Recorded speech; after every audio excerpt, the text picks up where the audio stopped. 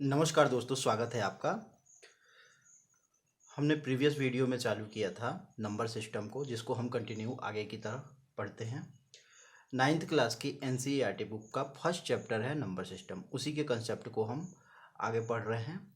इसके पहले हमने जो कवर किया था वो था परिमेय संख्याएं और परिमेय संख्याओं को पहचानना, दशमलव से भिन्न में बदलना या भिन्न से दशमलव में बदलना, अपरिमेय संख्याओं को भी कैसे भिन्न में बदला जाता है और भिन्न को कैसे दशमलव में बदला जाता है। इन सारी चीज़ों के बारे में हमने प्रीवियस वीडियो में चर्चा किया था।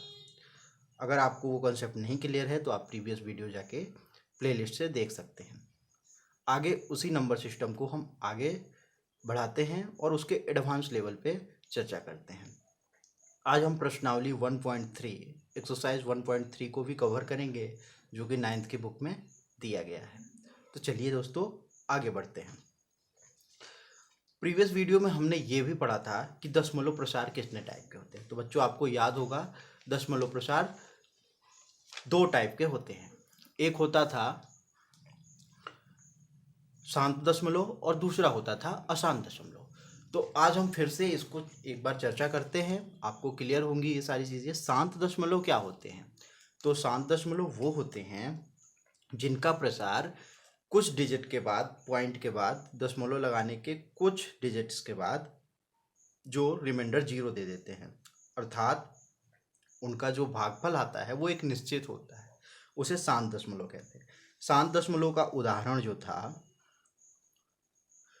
शांत दशमलव, इनके उदाहरण को हम समझे थे कि जैसे कि एक भिन्न लिखा हुआ है 4/5 या कोई भिन्न लिखा हुआ है 4/8, तो ये शांत दशमलव को दर्शाएंगे। कैसे? हम पहले भी पढ़ चुके हैं कि हमेशा जो हर होता है उससे हम अंश में भाग देते हैं। तो भाग देंगे 5 से 4 में, 4 डिवाइडेड बाई 5, तो ये आता है 4 तो जाएगा नहीं, पॉइंट लगाते हैं, यहाँ 0 आता है और 5 8 जा 40। तो ये यहाँ पे रिमाइंडर की वैल्यू 0 देता है और यहाँ पे ये वैल्यू हमारी 0.8 आती है, जो कि भागफल की वैल्यू है, कोसेंट की वैल्यू है। तो जब भी 0.8 आ गया या 0.25 आ गया, इसके बाद आपकी वैल्यू नहीं बढ़ने वाली, क्योंकि आपका भागफल यहाँ पे आके 0 हो गया है, वो भागफल आपका आके शांत हो गया है और रिमाइंडर आपका 0 हो गया है। ऐसी स्थिति में इस प्रकार के परिमेय संख्याओं को शांत दशमलव निरूपण कहते हैं। ये शांत दशमलव को दर्शाते हैं। दूसरी थी अशांत दशमलव। अब अशांत दशमलव क्या होते हैं? तो अशांत दशमलव कभी भी उनका रिमाइंडर 0 नहीं होता। अशांत दशमलव का कभी भी रिमाइंडर 0 नहीं होता है। इसका मतलब ये है कि जैसे आपने कोई संख्या लिखी, एग्जाम्पल के लिए मैं लेता हूँ 4/7, तो ये एक अशांत प्रवृत्ति दिखाएगा। अब कैसे दिखाएगा, इसको चेक करने के लिए हम देखते हैं। 7 से हम 4 को डिवाइड करते हैं, 7 डिवाइड करता है 4 को। तो अब इसको सॉल्व करते हैं, तो पॉइंट लगाएंगे 0, 7 5 35, 7 5 जा 35, फिर ये 5 आ जाता है, फिर यहाँ पे अपने आप एक 0 बढ़ा देते हैं हम, फिर ये 7 7 जा 49, फिर यहाँ पे 1 आ जाएगा, फिर हम अपने आप 0 बढ़ा देंगे, फिर 7 1 जा 7, फिर यहाँ पे 3 आ जाएगा। ये इस तरह से बढ़ते रहेगा और ये यहाँ पे वैल्यूज़ बढ़ती रहेंगी, ये वाली वैल्यूज़ बढ़ती रहेंगी। तो ये वैल्यूज़ जब शांत नहीं होंगी, मतलब कि कहीं भी पे भी टर्मिनेट नहीं होंगी, तो इस प्रकार की वैल्यूज़ को क्या कहते हैं? अशांत दशमलव कहा जाता है। ये अशांत दशमलव के उदाहरण थे। शांत और अशांत में मुझे नहीं लगता कि आपको अब कोई प्रॉब्लम होगी। आगे बढ़ते हैं, प्रश्नावली 1.3 को कवर करते हैं। प्रश्नावली 1.3 में हम पहले क्वेश्चन को लेते हैं। इसमें यह है कि दशमलव भिन्नों को, दशमलव प्रसार को आपको बताना है कि किस प्रकार के हैं। ये दशमलव प्रसार किस प्रकार के हैं, शांत हैं अथवा अशांत हैं। तो पहला क्वेश्चन है 36/100। बच्चों ये भी देख के आप समझ सकते हो कि जिसके डिनोमिनेटर में अगर सम संख्या है या कोई ऐसी संख्या है, जैसे ये सम संख्या आपको साफ साफ समझ में आ रही है, तो सम संख्याएं निश्चित रूप से कहीं ना कहीं जाके शांत हो जाती हैं। तो जैसे ये 36/100 है, तो इसको चेक करने के लिए हम 100 से 36 में डिवाइड करेंगे और हम देखेंगे कि पॉइंट लगाने पे ये 360 हो जाएगा, 360 हो जाएगा। 100 3 जा 300, 0 6, फिर से जीरो अपने आप आ जाता है। अगर पॉइंट के बाद आपका एक बार चला जाता है तो यहाँ पे आप जीरो ला सकते हैं, तो फिर यह आ जाएगा 100 6 जा 600। तो ये जीरो आ गए। यहाँ पे शेषफल जब भी जीरो आता है तो हमने क्या बताया था, इस प्रकार के प्रसार क्या होते हैं, शांत दशमलव कहा जाता है। तो ये एक शांत दशमलव दिखाने वाले, शांत दशमलव की प्रवृत्ति दिखाने वाला अंक है, या ये कहें तो ये शांत दशमलव रखता है। अब आते हैं 1/11। 1/11 देख के ही समझ में आ रहा है आपको कि 11 जो है वो ये सम संख्या नहीं है, विषम संख्या है, या कहें तो अभाज्य संख्या है। तो 11 से अगर आप डिवाइड करते हैं तो इस प्रकार की बहुत अधिकतर संख्याएं अशांत प्रवृत्ति ही रखती हैं। तो 11 से 1 पे डिवाइड करोगे, पॉइंट लगाओगे, तो यहाँ क्या आएगा, 0, 10 भी नहीं जाएगा। तो आप फिर से क्या करोगे, एक 0 लगाओगे, यहाँ आ जाएगा 100, फिर आएगा 11 9 99, 11 9 जा 99। अब 11 9 जा 99 आया तो फिर 1 आएगा आपका रिमाइंडर। फिर आपने एक बार ले गए हैं आप, तो यहाँ पे आप 0 लगा सकते हैं। फिर ये 10 हो गया, फिर से नहीं जाएगा, फिर एक 0 लगाने के लिए आपको 0 लगाना पड़ेगा, फिर 11 9 जा 99। तो इस तरह से आप देख सकते हैं कि ये कभी भी शांत प्रसार नहीं दिखाएगा। ये इसकी यहाँ पे हमेशा शेषफल 1 बचता रहेगा, आप 0 लगाते रहेंगे और 9 जा जाते रहेगा। इसका मतलब ये है कि यहाँ पे ये संख्याएं पुनरावृत्ति करती रहेंगी, 0.9 09 09 09 09 09।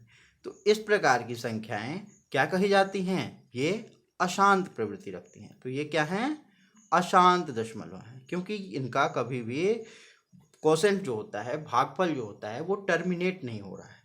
ठीक है, नॉन टर्मिनेटिंग वैल्यूज हैं। आगे पढ़ते हैं 4 होल 1/8 या 4 सही 1/8। इस प्रकार के इस क्वेश्चन को सॉल्व करने के लिए तो पहले तो आपको भिन्न को सॉल्व करते बनना चाहिए। तो भिन्न सॉल्व करते आपको नहीं बनता तो एक बार इसको देख के सीख सकते हैं।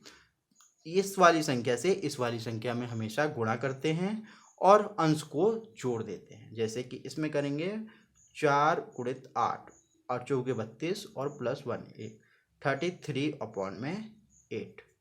अब 33/8 को देखने के लिए आपको 8 से 33 को क्या करना पड़ेगा, डिवाइड करना पड़ेगा। अब 8 से 33 को डिवाइड करते हैं तो 8 4 जा 32। आपको देखने से ही पता चल रहा है कि ये सम संख्या है और भाज्य संख्या है, इसलिए इसकी वैल्यू शांत दशमलव दिखाएगी। भले 2-3 संख्या के बाद आए लेकिन शांत दशमलव दिखाएगी। तो आप इस तरह से भी पहचान सकते हैं। तो आप फिर से करेंगे, 8 चौके 32, 1 बचा, पॉइंट लगाएंगे 0, 8 एकम 8, 10 में से 8 गए 2, आपको फिर से 0 लगाना पड़ेगा क्योंकि ये नहीं जाएगा। फिर 8 दूनी 16, फिर 4 और 4 के बाद आपको फिर से 0 लगाना पड़ेगा और 8 5 जा 40। देखिए इसकी वैल्यू इस पे आके टर्मिनेट हो जा रही है 4.125। इसके बाद ये नहीं जाएगा क्योंकि यहाँ पे आपका शेषफल क्या आ गया, 0। शेषफल जहाँ 0 आ गया तो आपको आगे करने की जरूरत नहीं है। तो इस प्रकार की संख्याएं शांत दशमलव प्रवृत्ति को दर्शाती हैं। ये एक शांत दशमलव है। तो शांत दशमलव, अशांत दशमलव में आपको अब कोई कंफ्यूजन नहीं होगा, आप वैल्यूज को निकाल भी सकते हैं। तो ये जो है, ये वैल्यू जो है, ये एक अशांत दशमलव की प्रवृत्ति दिखा रही है। ये एक अशांत दशमलव है। तो अब आपको कोई कंफ्यूजन आई होप नहीं होगा। आगे बढ़ते हैं 2/11 और 3/11। इन संख्याओं को भी आप इसी तरह निकाल सकते हैं जैसे हमने 1/11 का निकाला था। आपको 11 से 2 में भाग देना है, पॉइंट लगाएंगे 0 आएगा, 11 एकम 11, 20 में से 11 गए 9, फिर 0, फिर 0, 11 8 88, फिर 2 आएगा, फिर 0 लगाएंगे, फिर 11 एकम 11, फिर आएगा 9। तो इस तरह से ये वैल्यूज़ बढ़ती जाएंगी। तो ये वैल्यू कभी भी शांत नहीं होंगी, क्योंकि इसका जो रिमाइंडर है, शेषफल है, वो कभी भी 0 नहीं आ रहा। तो जब भी शेषफल आपका 0 नहीं आ रहा तो ये अशांत प्रवृत्ति रखती है। आप इस तरह से भी पहचान गए होंगे कि एक अभाज्य संख्या है, इसलिए ये अशांत प्रवृत्ति ही रखेगी। तो ये एक अशांत दशमलव के उदाहरण है। आगे आप 3/11 को भी इसी तरह से ज्ञात कर सकते हैं। आगे कुछ दूसरे क्वेश्चन को पढ़ते हैं जो कि आपके प्रश्नावली 1.3 से लिए गए हैं। तो आगे के क्वेश्चन ये हैं बेटा। सेकंड क्वेश्चन आपका ये बोलता है कि 1/2 1/2 इजकल टू 0.142857 है, जो कि बार लगा है, मतलब कि ये वैल्यूज बार बार रिपीट हो रही है। ये भी एक अशांत दशमलव का उदाहरण है। तो ये वैल्यूज बार बार रिपीट कर रही हैं, 0.142857, ये वैल्यूज बार बार रिपीट हो रही हैं। तो आपको 2/7, 3/7, 4/7, 5/7 ज्ञात करना है। आप ऐसे देख सकते हैं इसको कि अगर मैंने आपसे बोला कि 1/7 बराबर x है, तो 2/7 बराबर क्या होगा? तो आप इसको ऐसे लिख सकते हैं, 2/7 को 2 गुणित 1/7। ये क्या लिखा है? 2/7 ही लिखा है। तो 2/7 लिख सकते हैं, को लिख सकते हो 2 गुणित 1/7। ऐसे ही मैं बोलूं कि आपको लिखना है 3/7, तो 3/7 को भी आप लिख सकते हो 3 गुणित 1/7। तो इस तरह से आप इसको समझ पा रहे हो। इसको 4/7 को आप लिख सकते हो 4 गुणित 1/7। 5/7 को लिख सकते हो 5 गुणित 1/7। तो कुछ भी नहीं करना है, आपको वैल्यूज़ दी हुई हैं। जैसे आपको 2/7 की वैल्यूज़ निकालनी है, जैसे 2/7 की वैल्यू निकालने के लिए आपको क्या करना पड़ेगा? 2 गुणित, आपको 1/7 की तो वैल्यू दी हुई है, इसको क्या लिखेंगे? 2 गुणित 1/7। तो 2 गुणित 1/7 की वैल्यू जो आपको यहाँ पे दी गई थी 0.142857, ये वाली वैल्यूज़ को आपको यहाँ पे रख देनी है, मतलब कि 0.142857। अब बच्चों आई होप आपको ये गुणा तो बनता होगा। तो आप 2 से इसमें गुणा करेंगे। मैं एक करके दिखा देता हूँ आपको। 7 2 14 की 4 कैरी 1, 5 2 10 और 11 का 1 कैरी 1, 8 2 16 और 1 17 का 7 कैरी 1, 2 2 4 और 1 5 और 4 2 8 और 2 1 2।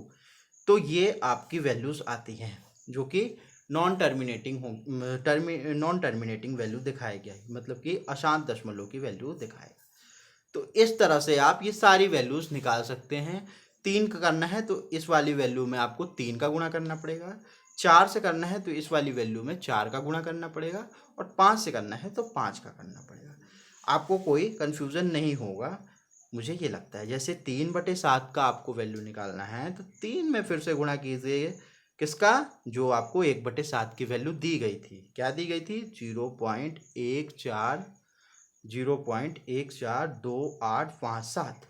अब बच्चों इसको आप कमेंट बॉक्स में बताएंगे इसकी वैल्यू निकाल के, ठीक है? तो आप इसकी वैल्यू निकाल के बता सकते हैं कि 3/7 को कैसे निकाल सकते हैं, और 4/7 को और 5/7 को कैसे निकाल सकते हैं। बहुत ही ईजी है अगर आप समझ गए होंगे तो। अगर आपको अभी भी समझने में प्रॉब्लम है तो आप फिर से वीडियो को बैक करके देख सकते हैं। आगे पढ़ते हैं, P/Q के रूप में व्यक्त करना। P/Q के रूप में कैसे किसी भी संख्या को व्यक्त किया जा सकता है उसके बारे में चर्चा करते हैं। तो P/Q के रूप में व्यक्त करने के लिए मैंने कल ही बताया था आपको क्या करना होता है। उससे आगे एडवांस वाली मेथड पढ़ते हैं। ये 0.6 नॉन टर्मिनेटिंग वैल्यू दी है, मतलब कि 0.6 जो है वो एक अशांत दशमलव है।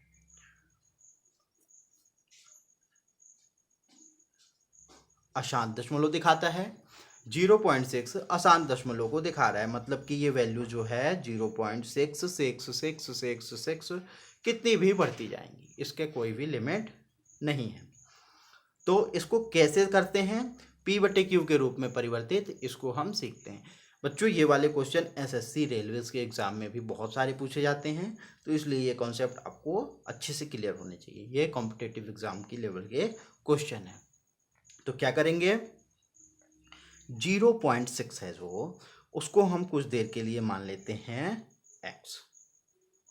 ये बार लगा है तो बार भी लगा रहेगा, तो 0.6 बार इजकल टू क्या मान लेते हैं, x। अब 0.6 बार इजकल टू x है, तो हम अगर दोनों साइड 10 का गुणा करते हैं, दोनों साइड किसका गुणा करते हैं, 10 का, तो 0.6 में 10 का गुणा करोगे बराबर x में 10 का गुणा करोगे। ये चीज़ आप पहले ही पढ़ चुके होंगे प्रीवियस क्लास में 8th में, कि दोनों ओर कोई भी संख्या का बराबर गुणा करने पे कोई भी अंतर नहीं आता है। तो 0.6 into 10 equal to x into 10, तो ये तो अब आपका बन जाएगा 10x, जबकि ये बनेगा क्या, ये एक अंक इधर आ जाएगा, मतलब कि 6 पॉइंट फिर से क्या आ जाएगा, ये 6 बढ़ते जाएगा, क्योंकि ये तो नॉन टर्मिनेटिंग वैल्यू थी। तो इसको आप ऐसे भी लिख सकते हो कि 10x इजकल टू 6 प्लस 0.6, और 6 है इसलिए बार लगा दी। तो ये चीज़ समझ में आई आपको, 10x बराबर 6 प्लस 0.6, ये क्या है, जो इसमें प्लस करने पे मिलता है, 6.666 की वैल्यू थी, 0.66 में प्लस हो गए। अब 6 बार क्यों लगा है, क्योंकि ये नॉन टर्मिनेटिंग वैल्यू थी, अशांत वैल्यू थी, इसलिए बार लगा है। अब क्या करते हैं हम, ये चीज़ आपको यहाँ तक समझ में आई। अब ये 0.6 जो है आप ऊपर लिख चुके हैं, किसके बराबर है, x के बराबर है, तो इसकी जगह पे हम x लिख सकते हैं, 10x बराबर 6 प्लस x। ओके, अब आपको आगे क्या करना है, x वाली वैल्यूज एक साइड ले जाएंगे, तो 10x में से x माइनस हो जाएगा, 10x माइनस x, तो ये वैल्यू बराबर 6 की देगा, तो 9x बराबर 6, और 9x बराबर 6 जब होता है तो x की वैल्यू हो जाती है 6/9। 9 यहाँ पे गुणा में है तो इधर आके भाग में हो जाएगा। तो ये पूरी वैल्यू हो गई। 2 से अगर 3 से अगर आप कटाते हैं तो 2 3 6, 3 3 9, तो x बराबर जो आता है वैल्यू 2/3। तो इस तरह से आपने इसको क्या किया, P/Q के रूप में परिवर्तित कर दिया। P/Q का मतलब है आप इसको परिमेय संख्या के रूप में परिवर्तित कर दिया, आपने इसको परिमेय संख्या के रूप में परिवर्तित कर दिया।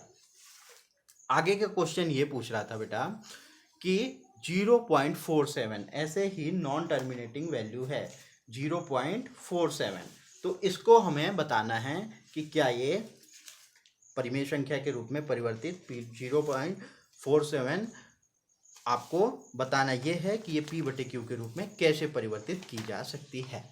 तो आइए इसको पढ़ते हैं। आपको 0.47 को परिवर्तित करके दिखाना है। तो 0.47 को परिवर्तित करते हैं, फिर से वही कंसेप्ट अपनाते हैं जो कंसेप्ट हम पहले पढ़ चुके हैं। क्या करेंगे, ध्यान रहे ये नॉन टर्मिनेटिंग है, तो क्या करोगे 0.47 बराबर मान लोगे क्या, x। अब 0.47 x के बराबर है, तो आप क्या करोगे, दोनों साइड, अब ये दोनों पे बार लगा है, 2 डिजिट पे बार लगा है, मतलब ये दोनों डिजिट रिपीट हो रही है। इसका रिपीटेशन कैसे है, 0.474747 और ऐसे बढ़ते जाएगा। तो मतलब कि ये है कि 0.4747 बार बार बढ़ रहा है, तो हमने 47 पे बार लगा दी। बार का मतलब है कि कितनी संख्याएं रिपीट हो रही, तो यहाँ पे कितनी संख्याएं रिपीट हो रही हैं, 2। अब दशमलव के बाद अगर 2 संख्याएं हो, 2 डिजिट हो, तो कितने का गुणा करना पड़ेगा हमें, 100 का, तब तो वो 100 इसको एलिमिनेट करेगा। तो हम ये मान लेते हैं कि 0.47 किसके बराबर है, ये बराबर है x के, ये तो हम मान चुके हैं पहले। अब हम दोनों साइड क्या करेंगे, 100 का गुणा करेंगे। क्यों करेंगे, ये भी आपको समझ में आ गया होगा, क्योंकि यहाँ पे दो संख्याएं रिपीट हो रही है। अगर एक संख्या रिपीट होगी तो 10 का, दो संख्या रिपीट होगी तो 100 का, और तीन संख्याएं अगर रिपीट होती हैं तो 1000 का गुणा करना पड़ेगा। तो 0.47 into 100 equal to x into 100। कोई प्रॉब्लम है आपको? नहीं है, क्योंकि दोनों इक्वल से हमने गुणा किया है। अब क्या करेंगे, ये वैल्यूज चेंज नहीं होंगी क्योंकि 100 से गुणा कर दिया तो दोनों एक ही बराबर है। अब कुछ भी नहीं करना है आपको, ये आ जाएगा 47 पॉइंट, फिर 4747 बढ़ते जाएगा, क्योंकि ये तो वैल्यूज जो है नॉन टर्मिनेटिंग है, यहाँ से जितनी वैल्यू निकलेगी उतनी आ जाएगी। एक्चुअली में ये लिखा ऐसे है, अगर आप समझना चाहें तो ऐसे लिखा है 474747 और ऐसे। तो हमने क्या किया, जब इसमें 100 का गुणा किया तो ये 47 तो बाहर आ गए ये दोनों डिजिट, लेकिन बाद के सारे डिजिट 4747 अभी भी हैं। तो इसको हम ऐसा लिख सकते हैं 47.47 बार इजकल टू 100x। इतनी चीज़ क्लियर हो गई आपको। अब देखिए 47.47 को क्या लिख सकते हैं, तो हमेशा जो भी हमारी वैल्यू आती है उसको ब्रेक करके हम लिखते हैं। इसको हम लिखेंगे 47 प्लस 0.47 बराबर हो जाएगा ये 100 के, 100x के बराबर हो जाएगा 47 प्लस 0.47 बराबर 100x। हिंदी मीडियम वाले बच्चों को कोई प्रॉब्लम ना हो, इसलिए मैं हिंदी मीडियम में भी पढ़ाता हूँ और इंग्लिश मीडियम वाले। ठीक है, उसके बाद आगे चलते हैं। 0.47 अभी भी ये बार दिखा रहा है, इसका मतलब ये है कि ये x माना था जो हमने, वही x है। तो ये 47 प्लस x बराबर हो जाएगा 100x, और इसको अब सॉल्व कर लेंगे आसानी से। x जो है 100x के उस साइड जाएगा तो ये 100x में से माइनस हो जाएगा x, क्योंकि यहाँ प्लस में है, इधर जाएगा तो माइनस में हो जाएगा। बराबर देता है वैल्यू 47 के, इक्वल टू 47। ये पूरी वैल्यू हो जाएगी 99। अब 99x बराबर हो जाएगा 47, और आपको x की वैल्यू जो है मिल जाती है 47/99। तो कैसा लगा बच्चों, इसको आप p/q के रूप में परिवर्तित कर दिए। अब आप जब कॉम्पिटेटिव क्लास की मैथ्स पढ़ते हैं, 9th क्लास के बच्चों के लिए ये नहीं है, कॉम्पिटेटिव बच्चों के लिए है। जैसे उनको आता है सिंपल कि 0.47 को p/q या एक परिमेय संख्या के रूप में परिवर्तित किया जाए तो किस प्रकार दिखाएगा। तो आपको कुछ नहीं करना होता है, सिंपल होता है उसका फॉर्मूला कि जहाँ भी बार लगा है उसको सेम लिख देते हैं, और बार के पहले वाली संख्या को उसमें से माइनस कर देते हैं, और बटे में क्या करते हैं, जितने पॉइंट के बाद जितनी संख्याएं हैं उतने 9 लिख देते हैं। तो ये सिंपल है, आप एक लाइन में इसको कन्वर्ट कर सकते हैं, तो ये हो जाता है 47/99। तो इस तरह भी आप इसको परिवर्तित कर सकते हैं जब आपको कम समय में करना हो। अभी आप बेसिक क्लियर कीजिए, उसके बाद में कॉम्पिटेटिव क्लास की क्लासेज जो हैं वो हमारी देख लीजिए आप, तो उससे आपको मदद मिलेगी आपके मैथ्स की तैयारी में। तो इस प्रकार हमने देखा कि हम किसी भी संख्या को p/q के रूप में परिवर्तित कर सकते हैं, और कैसे कर सकते हैं उसका कंसेप्ट आपने देखा। एक क्वेश्चन और था हमारा, सिंपल था, 0.9 को अगर आपको p/q के रूप में परिवर्तित करना हो तो क्या करेंगे। तो सिंपल है, ये 9 को 9 लिखते हैं, पॉइंट को क्या लिख लेते हैं 1, और 1 के बाद एक वैल्यू है तो एक 0, तो ये 9/10 हो गया। ये सिंपल है। 0.9 को अगर आपको परिमेय संख्या में परिवर्तित करना है तो 9/10 हो गया। तो बच्चों इस प्रकार हम वीडियो को और आगे बढ़ाएंगे। हम 3 क्वेश्चन को इसमें कवर किए हैं, 3 टाइप के क्वेश्चन को हम पढ़ लिए हैं। उसके बाद के क्वेश्चंस को हम आगे की वीडियो में देखेंगे। आप आगे की वीडियो छूट ना पाए आपसे, इसलिए आप कंटिन्यू वीडियो को देखते रहिए, चैनल को सब्सक्राइब कीजिए और बेल आइकन को भी दबाइए, ताकि हमारी वीडियो जब भी अपलोड हो तो आपको पता चल सके।